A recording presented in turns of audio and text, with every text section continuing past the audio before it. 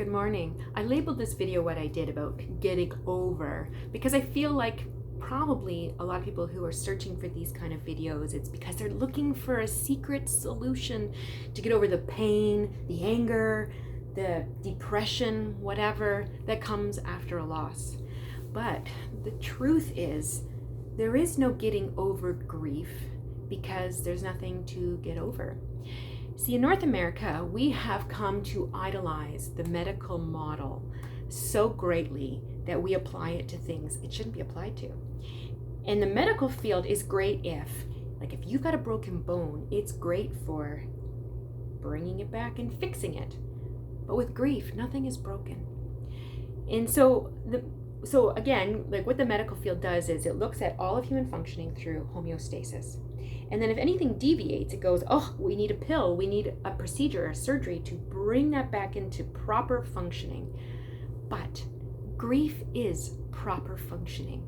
It is proper for the human existence to feel really big, horrible, ugly feelings after a loss. It's also normal to feel nothing and everything in between.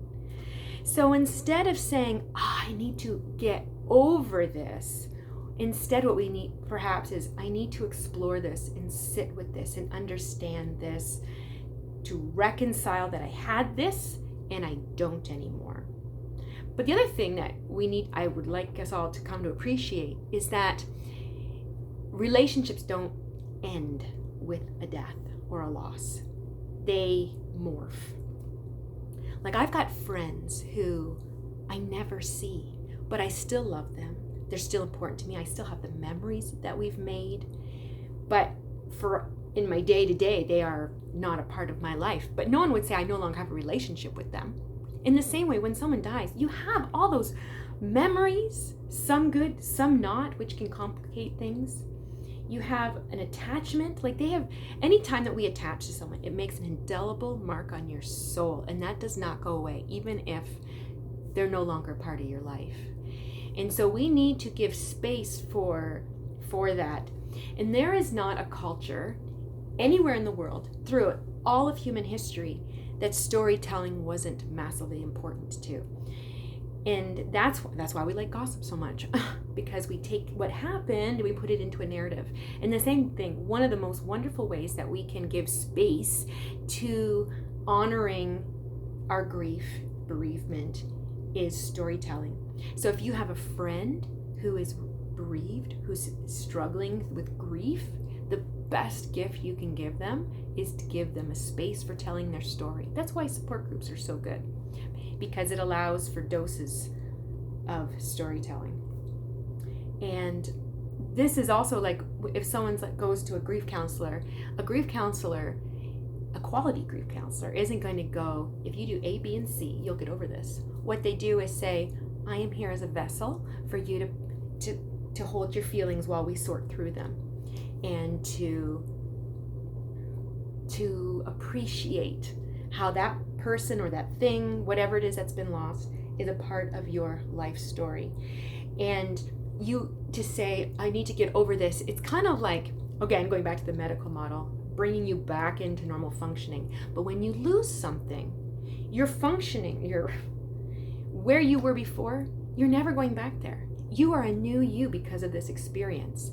And that's actually part of the beauty of it, is grief can allow you to self-actualize, in that you can come to understand yourself better. You can become more self-compassionate, more compassionate towards others. Because it's one thing to theoretically know something, but it's another thing to experientially know it, to go through it yourself. Yeah.